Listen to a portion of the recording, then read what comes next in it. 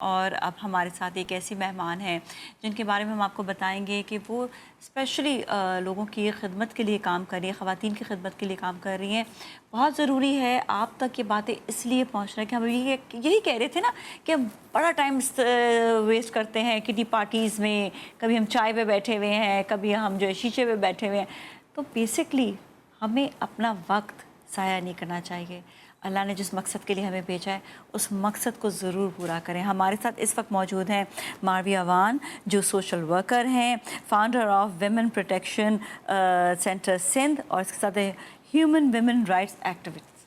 السلام علیکم جی، کیا حال ہے آپ؟ وعلیکم السلام۔ کیسی ہیں آپ؟ ٹھیک ٹھاک ہیں؟ میں ٹھیک ہوں، آپ بہت بہت کیسے شکریہ ہیں؟ آپ کا شو میں تشریف لانے آپ کا۔ لوگوں کا شکریہ مجھے بلانے کے لیے۔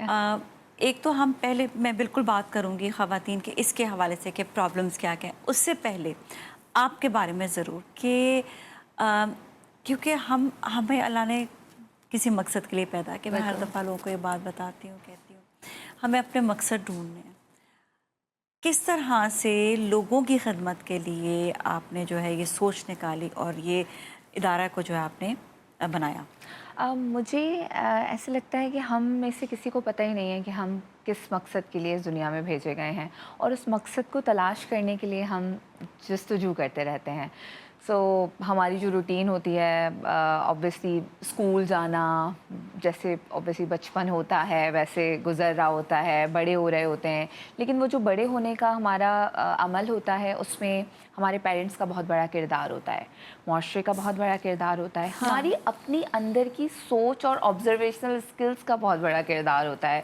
تو میں دیکھتی تھی کہ دوسرے لوگ ہم سے مختلف زندگی گزار رہے ہیں۔ آپ کے اپنے ساتھی، آپ کے ساتھ بچپن میں کھیلنے والے لوگ، آپ کے ساتھ اسکول اور کالج میں پڑھنے والی بچیاں، آپ کی فرینڈز، آپ کی سہیلیاں، اجازت کے بڑے مسئلے ہوتے تھے کہیں جانا ہے تو، اور اتنے بڑے بڑے پلانز ہیں، ساتھ مل کے سوچ رہے ہیں ڈاکٹر بنیں گے، انجینئر بنیں گے، اور پتہ چلا شادی کا کارڈ آ گیا میٹرک کے بعد ہی دوستوں کی۔ پھر یہ ہوتا تھا جب یہ موبائل فون کا ٹائم آیا تھا ہم لوگوں کے پاس تھے، تو فرینڈ آ کے بتاتی ہیں کہ مجھے پتہ نہیں کسی نے مسڈ کال دی، میرا فون چھین لیا گیا، یا میرے ساتھ کوئی اس طرح کی جو ہے انسیڈنٹ پیش آیا، یا ہراسمنٹ کی باتیں، اور یہ چیزیں بڑی ڈومیسٹک وائلنس کتنا زیادہ، ڈومیسٹک وائلنس، گھریلو تشدد، ڈسکرمنیشن، بہت ساری ایسی چیزیں تھیں جنہوں نے یہ فیل کروایا کہ اوکے ہم سب مختلف ایک زندگی گزار رہے ہیں، پوائنٹ آتا ہے جب باقی انسان لوگوں کو سوچتا ہے ضرورت ہے ہماری۔ سو اس طرح اسٹارٹ لیا آپ نے۔ ایگزیکٹلی، مطلب اس طرح رجحان اس طرف آیا۔ اس کے بعد جب ہم لوگوں کی مدد کی بات کرتے ہیں، یا آپ کنٹینیو کریں؟ اچھا، بیسکلی ہوتا یہی ہے کہ جب ہم کوئی آتا ہے نا، کسی کے کوئی سامنے کوئی انسیڈنٹ آ جاتا ہے، یا کوئی اپنی فیملی میں کوئی ایسی چیز آتی ہے، انسان دیکھتا ہے کہ او یہ چیز چینج ہونی چاہیے، یا آپ کسی دوست میں جس طرح دیکھ لیتے ہیں، تو کوئی ایسا کسی کا واقعہ سامنے آیا جس کے بعد آپ نے کام شروع کیا، یا بس بہت معاشرے میں دیکھ دیکھ کے؟ بہت ساری ایسی چیزیں تھیں۔ میرے خیال سے ہماری جو نارمل سوچ ہے کامن، وہ ایسی ہوتی ہے کہ ہم اپنے گھر کی چار دیواری سے باہر نہیں سوچتے۔ واقعے کی اگر آپ بات کرتی ہیں تو ہم اپنی فرینڈس کے ساتھ بچپن سے لے کے رمضان میں افطاریاں ڈسٹریبیوٹ کرتے تھے، ہم خود بھی روزے میں ہوتے تھے، شروع سے ہی کام کرتے رہے، شروع سے لے کے when I was a student۔ تو ہم اس طرح کسی بستی کی طرف ہم نے دسترخوان لگائے ہوئے تھے، ہم سب مصروف تھے روزے افطاریاں ڈسٹریبیوٹ کرنے میں۔ تو اس دوران کسی سامنے والے گھر سے کوئی خاتون بنا دوپٹے اور بنا چپل کے دوڑتی ہوئی جا رہی تھی، تو مجھے تو سمجھ نہیں آ رہا تھا کہ یہ کہاں جا رہی ہیں۔ میں تو اس ٹائم فریز تھی، مجھے کچھ نہیں پتا تھا یہ کیا ہو رہا ہے، کیسے ان کی مدد کرنی ہے۔ I was in inter, first year اور انٹر، اور اس ٹائم بالکل نہیں پتا ہوتا تھا کہ گھریلو تشدد کیا ہوتا ہے۔ خیر اس کے بعد جب معلوم ہوا کہ یہ عورت کیوں ایسے بھاگ رہی تھی، پھر پیچھے ایک آدمی اس کے پیچھے بھاگ رہا تھا، اس کو بالوں سے پکڑتا ہوا۔ اگر کوئی آفینڈ ہو رہا ہے میری اس بات سے تو میں بہت معافی چاہتی ہوں، لیکن اس طرح کے واقعات ہمارے معاشرے میں ہوتے ہیں۔ تو ہم نے جب جا کے بعد میں معلوم کیا تو پتہ چلا کہ وہ میاں بیوی تھے، اور کوئی کسی بات پہ جھگڑا ہو گیا تھا افطار کے ٹائم پہ، تو اس خاتون کو گھر سے وہ اپنی جان بچاتے ہوئے نکل رہی تھی، وہ اس کو مار رہا تھا۔ لیکن یقین کریں اس ٹائم ہمیں کچھ نہیں پتا تھا کہ اس کی قانونی کیا حیثیت ہے، اس کو ہم روک سکتے ہیں نہیں روک سکتے ہیں، کیونکہ اکثر یہی کہا جاتا ہے کہ یہ گھریلو معاملہ ہے، اس میں کوئی اور بات نہیں کر سکتا۔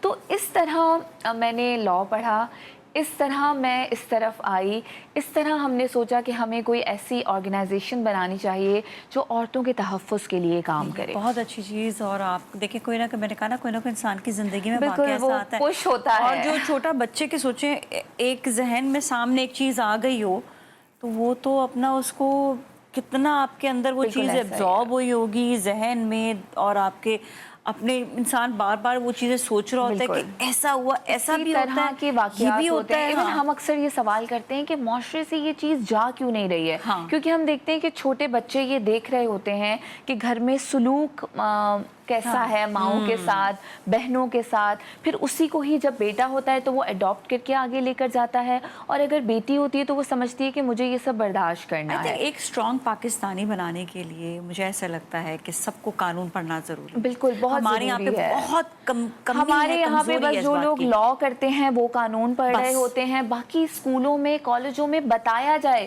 کیونکہ یہ قانون آپ کے میرے ہم سب کے لیے ہے، تو مجھے کیوں نہ پتا ہو، کانسٹیٹیوشن پڑھایا جائے، میں کہتی ہوں تو مجھے کیوں نہ پتا ہو کہ گھریلو تشدد کا قانون 2013 میرے پاس موجود ہے، چھوٹی عمر کی شادیوں کی روک تھام کا قانون 2013 کا میرے پاس موجود ہے، 2010 کا قانون جو کہ ہمیں ورک پلیس ہراسمنٹ کی روک تھام کے لیے ہے وہ ہمارے پاس موجود ہے۔ اب ہم ایک ایک کر کے اس پہ بھی آئیں گے کس طرح سے ہم قانون کا ہاتھ تھام کر چیزوں کو سالو کر سکتے ہیں، آپ کے ذریعے کیسے ہو سکتا ہے۔ خواتین کے کون کون سے ایسے مسائل ہیں جو ہمیں اس وقت لگتا ہے کہ پاکستان میں موجود ہیں؟ دیکھیں مسائل بہت زیادہ ہیں، اس کے اندر گھریلو تشدد بہت زیادہ ہے اور بہت کم رپورٹ ہوتا ہے، کیونکہ اس میں شرمندگی محسوس ہوتی ہے، آنر کی بات آ جاتی ہے کہ ہم کہیں رپورٹ کریں گے تو کیا لوگ سوچیں گے، یا ہمیشہ سے ہی کہا جاتا ہے یہ آپ کے پرائیویٹ مسئلے ہیں، گھریلو مسئلے ہیں، تو لوگ اس وجہ سے بھی نہیں کرتے ہیں، اور اوپر سے جب کوئی کمپلین کرتی ہیں خاتون تو اتنی وکٹم بلیمنگ ہو جاتی ہے کہ اس کو وہ بہت زیادہ پریشان ہو رہی ہوتی ہیں۔ تو ڈومیسٹک وائلنس ایک بہت بڑا ہمارے معاشرے کا مسئلہ ہے، گھریلو تشدد۔ اس کے بعد ہراساں کرنے کے واقعات بہت زیادہ رپورٹ ہو رہے ہوتے ہیں، اس میں کام کرنے کی جگہ پر، پبلک پلیسز پر، پبلک ٹرانسپورٹ میں بہت زیادہ واقعات ہو رہے ہوتے ہیں، ایون گھر کے اندر بھی ہراسمنٹ کے واقعات ہو رہے ہوتے ہیں۔ اور اسپیشلی جو ڈومیسٹک جو خواتین کام کرتی ہیں بالکل ان کی پروٹیکشن کے لیے کوئی بھی ایسی چیز نہیں ہے۔ ایک تو ان کا یہ بھی نہیں پتا ہوتا کہ وہ گھر پہ آ کے کام کر رہے ہیں، کوئی ان کے لیے ایسا قانون بھی ہونا چاہیے یا کوئی ایسا ایگریمنٹ ہونا چاہیے جس سے پتا چلے کہ وہ آ رہی ہے۔ بات کر رہی ہوں کہ عورتوں کو ایک تو ڈسکریمنیشن جب ان کو ہائر کیا جاتا ہے بہت زیادہ ان کو فیس کرنی پڑتی ہے، پھر ان کو ویجز پراپر نہیں دیے جاتے، پھر ان کی ویکیشنز کے اور مسئلے ہوتے ہیں، اگر ان کو پریگننسی لیوز چاہیے ہوتی ہیں اور لیوز چاہیے ہوتی ہیں، سو اس طرح کے ماحول میں بڑا مشکل ہو جاتا ہے۔ اور جب ہم گھروں کے اندر دیکھتے ہیں میجورٹی گھروں میں بیٹی کو اتنے اچھے اسکول میں نہیں بھیجا جاتا جتنے اچھے اسکول میں بیٹے کو بھیجا جا رہا ہے۔ یہ باتیں لوگ جب سنتے ہیں تو ان کو ایسا لگتا ہے نہیں یہ اب تو نہیں ہو رہا ہمارے معاشرے میں، کیونکہ ہم اپنے گھر سے باہر دیکھ ہی نہیں رہے۔ ہم اپنے گھر میں تو اپنے بچوں کو، بیٹی کو، بیٹے کو برابر تعلیم، برابر محبت دے رہے ہیں، بہت ایسے گھر ابھی موجود ہیں ہمارے پاس، مگر جب ہم باہر دیکھتے ہیں تو وہ معاشرہ اس طرح سے ان کو ڈیل نہیں کر رہا ہے۔ تو میرے خیال سے جب تک معاشرے میں مسئلہ موجود ہے میرے گھر میں مسئلہ موجود ہے۔ معاشرے میں کہتے ہیں نا کہ آج اگر ہم آواز نہیں اٹھائیں گے نا تو وہ چیزیں ہمارے گھر تک آ جاتی ہیں۔ اور صرف ایک ہی چیز، کتنی ساری ایسی چیزیں جو ہم یہ دیکھ رہے ہیں کہ معاشرے میں ہو رہا ہے کہ ہم اپنی آواز ریز نہیں کرتے۔ اچھا آواز ریز کرنے کا لوگ مطلب کیا سمجھتے ہیں؟ چلو جی آ جاؤ سڑکوں پہ آ جاؤ، چلو جی قانون کا ہاتھ تھامنا از ریز یور وائس۔ آپ کو نہیں پتا ہوتا نا، اور میں اب یہ محسوس کرتی ہوں کہ ہر مسئلے کا جو رسپانس ہے نا وہ بڑا مختلف ہوتا ہے۔ اب جیسے کافی سارے کیسز میں اگر قانونی مدد پہلے سے وکٹمس کو مل رہی ہے تو وی آر اوکے، ہم اس کو فالو اپ کر رہے ہیں، ہم ان کو وکیلوں کے ساتھ کنیکٹ کر رہے ہیں، ہم اس کو قانونی ایک مشاورت دے رہے ہیں، ہم ان کی کاؤنسلنگ کر رہے ہیں، مگر ہم یہ دیکھ رہے ہیں کہ ان کو پراپر طریقے سے وہ لیگل نہیں مدد مل رہی ہے، تو پھر میرے گائیڈ لائن لینا بہت زیادہ پروٹیسٹ کرنا بھی ضروری ہے۔ وہ اس کے بعد جب نہیں ملے تب ایگزیکٹلی، لیکن آتے ہی سڑک پہ نہ کھڑی ہو جائیں۔ سوشل میڈیا آج کل اتنا زیادہ ایزی پلیٹ فارم ہے کہ آپ اپنی آواز اٹھانے کے لیے ایتھیکل وے میں، یہ ہم ضرور کہتے ہیں۔ That's what I'm saying کہ آپ جب لیگلی آپ کی کوئی مدد نہ ہو، قانونی آپ کا کوئی آگے دیکھنے والا ہو، تو پھر ہم جاتے ہیں پروٹیسٹ کی جانب۔ جی آپ ایسا کرتے ہیں، بریک لیتے ہیں، بریک کے بعد مزید آپ کے ادارے کے بارے میں بھی جانیں گے، جو آپ خدمات انجام دے رہی ہیں اس کے حوالے سے بھی جانیں گے۔